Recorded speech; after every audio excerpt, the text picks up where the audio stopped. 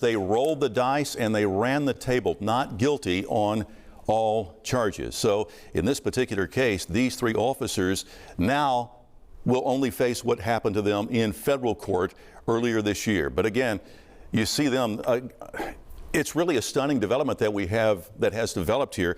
We're joined now by someone who's been watching this trial for, I guess, for the last several years, Keith Norman.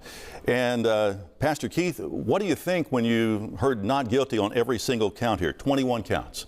I'm totally shocked. I'm stunned by this whole development.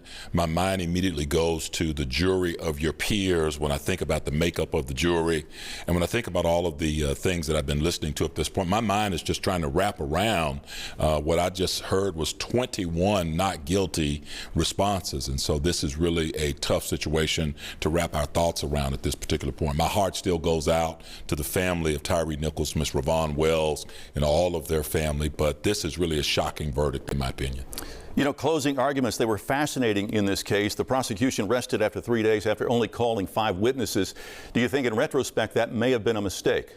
I think it may have been a mistake. There was not enough of a robust trial that was put on. They didn't really put the argument out there. They relied too much on the video, but I think you have to go back and remember, when we talk about dissecting the jury of your peers, you have to think about the context of which people, where they come from. Chattanooga, Tennessee, you have 12 white jurors. You have a city that's primarily 70+%, 76%, I believe, white city with about 18% black population.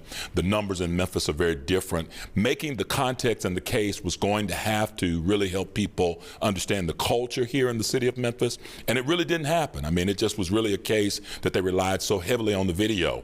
I think they tried to put more into the closing argument, which was to rebut all of the things that were said, a great, robust rebuttal, but just not an effective case overall. Now, you know, the prosecution has just as much say on who is on that jury as well as the defense.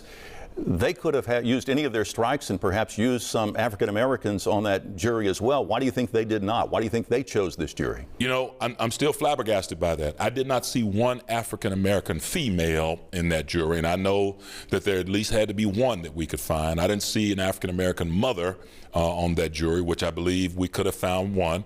I didn't see an African American male who had been stopped by the police, or people who have a different context of policing in their lived experiences. And so I think we got to go back and we got to really look at this Sixth Amendment thing, I think is what that refers to, the jury of your peers. So we got to think about what that means. I don't think we accomplished that first step in this, and they did not do an effective job saying, no, we need this jury to look a little bit more like the context and the area of Memphis, Tennessee.